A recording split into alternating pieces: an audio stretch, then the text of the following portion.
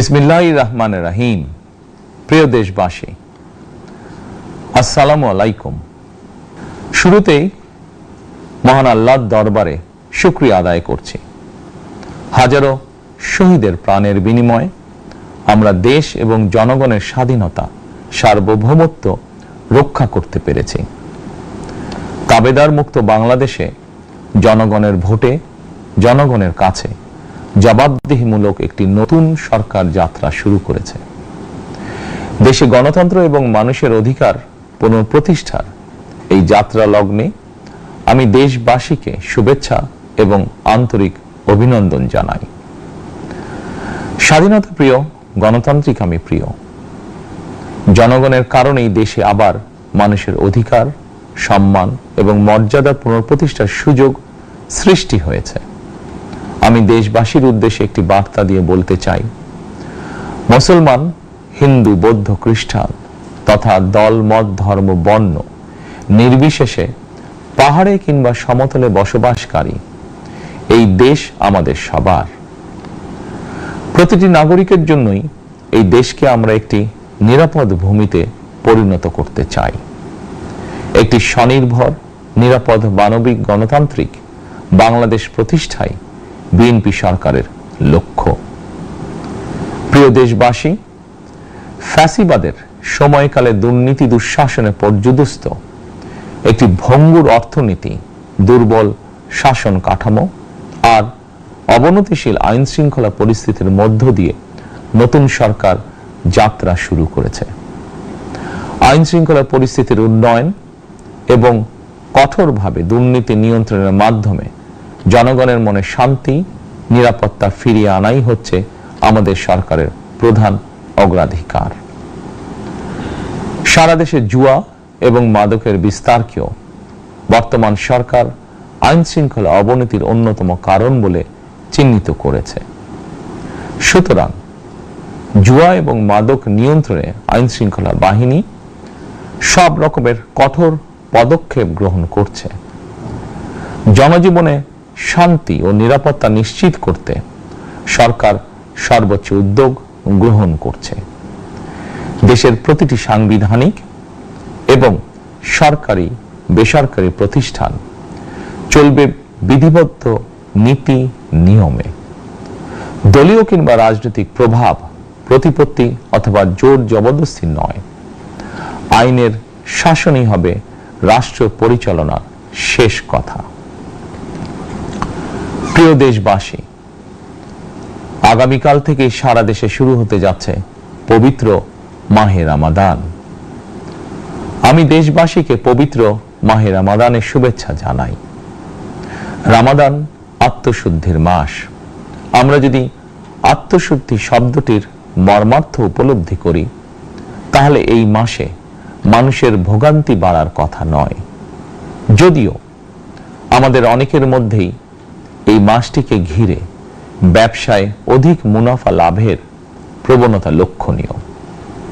আপনাদের প্রতি আমার বিনীত আহ্বান, রমাদানের পবিত্রতা রক্ষার্থে এই মাসটিকে আপনারা ব্যবসা মুনাফা লাভের মাস হিসাবে পরিগণিত করবেন না। দ্রব্যমূল্য যাতে সাধারণ মানুষের নাগালের বাইরে না যায়, এ ব্যাপারে ব্যবসায়ীরা দয়া করে সতর্ক থাকবেন। হাজারো প্রাণের বিনিময়ে একটি মাফিয়া সিন্ডিকেটের পতন ঘটিয়ে রাষ্ট্র এবং সরকারের জনগণের অধিকার প্রতিষ্ঠার অঙ্গীকার নিয়েই আমরা রাষ্ট্র পরিচালনার দায়িত্ব গ্রহণ করেছি। বিএনপি সরকার সকল ক্ষেত্রে অনাচার, অনিয়মের সকল সিন্ডিকেট ভেঙে দিতে বদ্ধপরিকর ইনশাআল্লাহ। ক্ষুদ্র, মাঝারি কিংবা ছোট বড় সকল ব্যবসায়ীদের প্রতি বর্তমান সরকারের দৃষ্টিভঙ্গি সহজ এবং স্পষ্ট। বর্তমান সরকার ব্যবসায়ী এবং ক্রেতা সাধারণ উভয় স্বার্থ রক্ষা করে প্রয়োজনীয় পদক্ষেপ গ্রহণ করতে চায়। সুতরাং সরকারের পক্ষ থেকে কি ধরনের উদ্যোগ গ্রহণ করলে বাজার পরিস্থিতি নিয়ন্ত্রণে থাকবে কিংবা ক্রেতা বিক্রেতা উভয়েরই স্বার্থ রক্ষা হবে, এ ব্যাপারে আপনাদের যে কোনো ধরনের পরামর্শ কিংবা অভিযোগ শুনতে সরকার প্রস্তুত। ক্রেতা বিক্রেতা গ্রহীতা এই সরকার সকলেরই সরকার। এই সরকার আপনাদেরই সরকার। আপনারাই ভোটের মাধ্যমে এই সরকারকে রাষ্ট্র পরিচালনার দায়িত্ব দিয়েছেন। আপনারাই এই সরকারের শক্তি। প্রিয় দেশবাসী, পবিত্র রমাদান মাসে রোজাদারগণ বিশেষ করে ইফতার, তারাবি, সেহরি এই সময়গুলোতে নিরবিচ্ছিন্নভাবে গ্যাস, পানি ও বিদ্যুৎ সরবরাহ পেতে চান। এই বিষয়টি নিশ্চিত করতে এরই মধ্যে আমি সংশ্লিষ্ট কর্তৃপক্ষকে নির্দেশনা দিয়েছি। অপচয় রোধ করে কৃচ্ছতা সাধন প্রতিটি মুসলমানের ঈমানি দায়িত্ব। অফিস আদালতে বিনা প্রয়োজনে কিংবা প্রয়োজনের অতিরিক্ত গ্যাস, বিদ্যুৎ, পানি খরচের ব্যাপারে সচেতনতা অবলম্বন করাও ইবাদতেরই অংশ বলেই আমি মনে করি।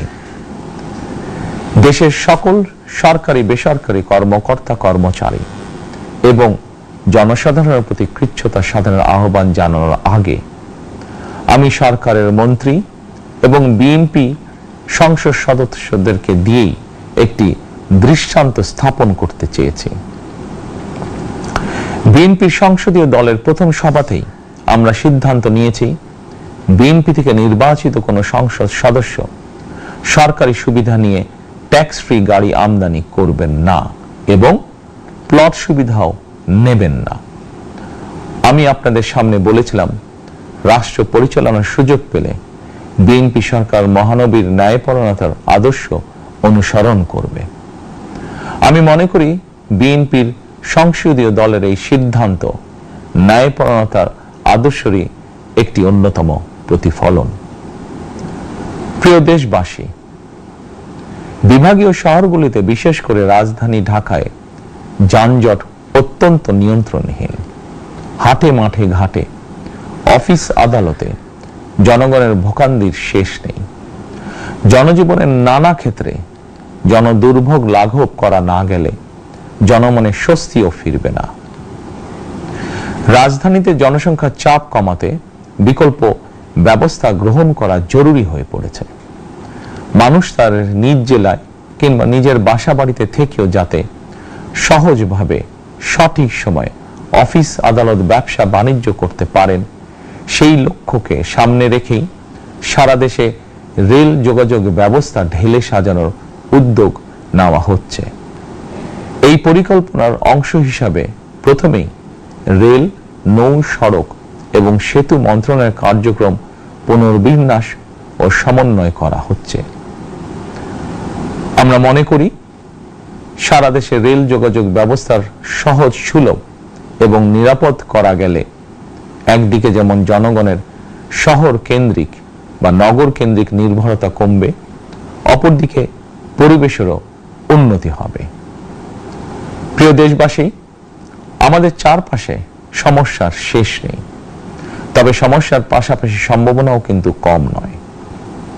আমাদের বৃহৎ জনগোষ্ঠীকে যদি আমরা দক্ষ জনশক্তিতে রূপান্তরিত করতে পারি, তাহলে এই জনসংখ্যাই হবে আমাদের জনসম্পদ। আমরা নিজেদেরকে দক্ষ করে গড়ে তুলতে পারলে শুধু বাংলাদেশই নয়, বিশ্ব বাজারও আমাদের জন্য উন্মুক্ত। তথ্য প্রযুক্তির সিঁড়ি বেয়ে বিশ্ব এখন কৃত্রিম বুদ্ধিমত্তার যুগে প্রবেশ করেছে। প্রযুক্তির এই প্রতিযোগিতামূলক বিশ্বে সম্মান এবং স্বচ্ছতার সঙ্গে টিকে থাকতে হলে আমাদেরকে কোনো না কোনো একটি বিষয় বা কাজে পারদর্শী হতে হবে।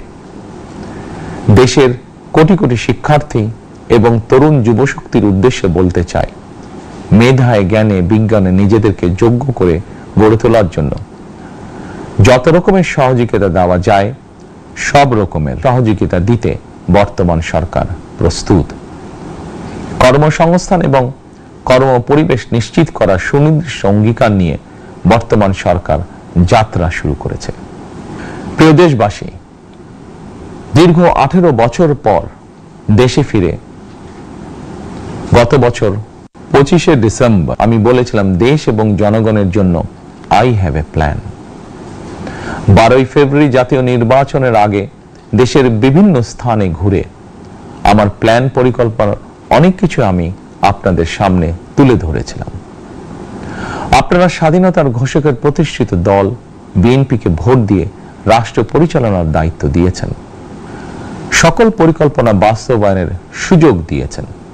এখন এই সুযোগকে কাজে লাগিয়ে সকল অঙ্গীকার পূরণ করার দায়িত্ব বিএনপি সরকারের। আমরা আমাদের পরিকল্পনা এবং প্রতিশ্রুতি বাস্তবায়নের কাজ শুরু করে দিয়েছি ইনশাআল্লাহ।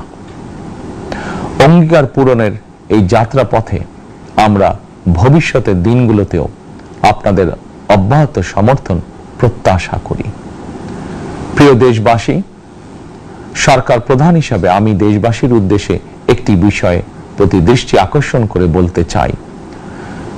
নবগঠিত সরকার গঠনের সুযোগ দিতে যারা বিএনপিকে ভোট দিয়েছেন কিংবা দেননি অথবা কাউকেই ভোট দেননি, এই সরকারের প্রতি আপনাদের সবার সমান অধিকার। বিএনপি সরকার বিশ্বাস করে দলমত ধর্ম দর্শন যার যার, রাষ্ট্র সবার।